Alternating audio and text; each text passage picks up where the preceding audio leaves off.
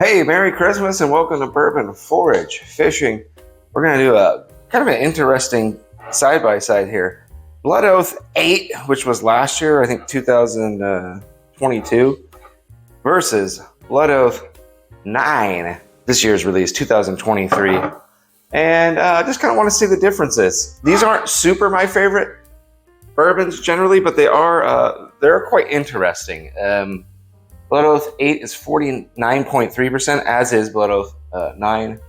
I'm going to read the description real quick here. Masterful union of three well-bred aged bourbons with all the exceptional prestige.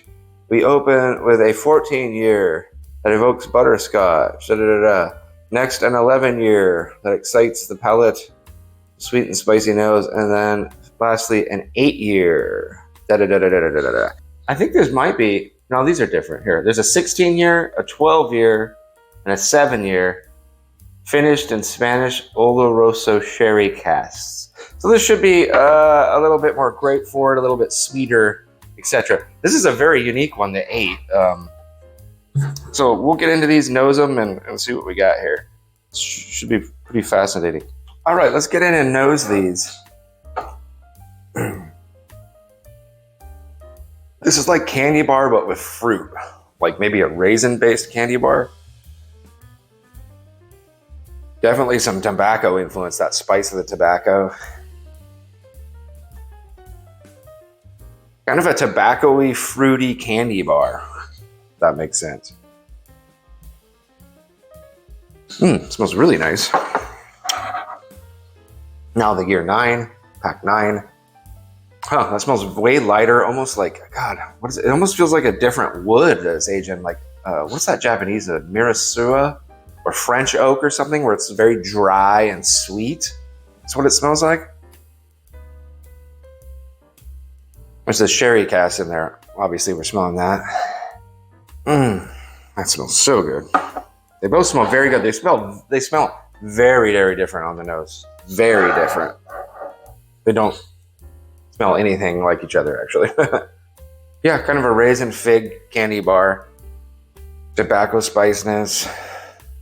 Raisin chocolate, like chocolate covered raisins, I think would be where we would with tobacco. I think that would be my final answer. Chocolate covered raisins or figs with tobacco influence and some grass sprinkled on top. Yeah, that chocolate covered fig, chocolate covered raisin is the mainstay. There's the tobacco and other maybe fruits and things dancing around it, maybe some caramel and stuff. This is a very intricate, very, very complex bourbon that you could probably spend 20, 30 minutes sipping on. Huh, very unique, very, very different, very unique. I don't know if I've ever tasted anything quite like that. Now smelling this just smells so sweet, it's just a blast of sweet. It almost has a coconut quality to it, coconut shavings. Definitely, the sweetness is very nice. The nose on this is almost like an air freshening quality. It's so lovely. Coconut and fruit. A lot more sweetness and less complexity, it seems like. A lot of that complexity doesn't come through because you're just getting blasted with that sherry cask sweetness, and it's really, really good. Very different, these two are. Let me go back and forth here a couple times.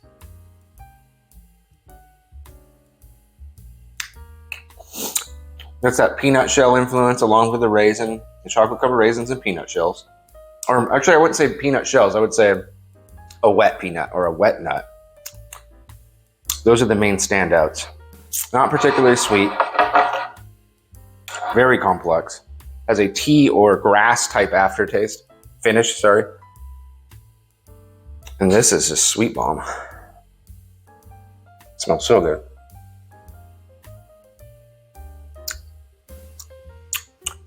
Well, these are both pretty solid bourbons in their own right.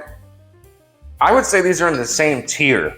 I would say these are both, I would rate the same score, probably a B minus, something like that. Maybe a B.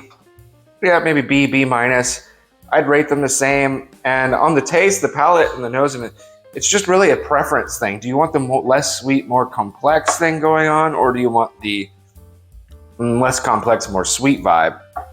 Both of these are not my favorite bourbons. Would I buy it again? Maybe. I certainly wouldn't hoard these bottles. I don't know if I would leave them on the shelf. It's kind of a 50-50. They are a little expensive. I think they're $120, $130 in Washington State, maybe even higher.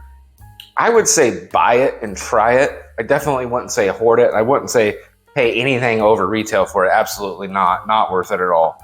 Yeah, an interesting, a very unique bourbon. If you could try it at a bar, I'd recommend that even too before.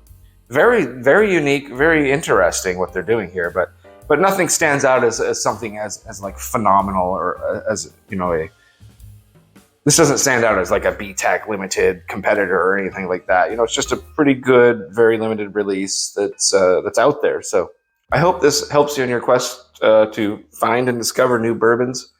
You've been watching Bourbon Forage Fishing. Thank you for tuning in and take care.